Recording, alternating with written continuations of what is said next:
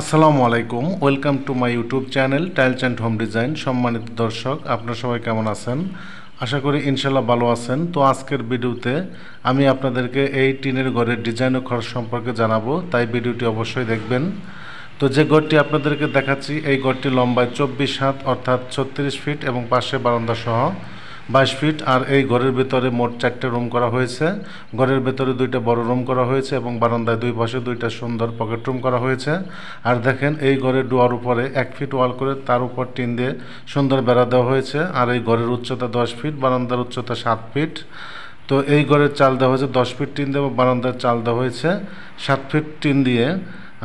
আর এই ঘরের চালের মধ্যে 420 মিলি এবং বেড়ার মধ্যে 360 মিলি টিন দেওয়া হয়েছে। আর এই ঘরে রুয়া হারক পায়ের এবং ধন্না ইউক্যালিপ্টাস কাঠ দিয়ে দেওয়া হয়েছে।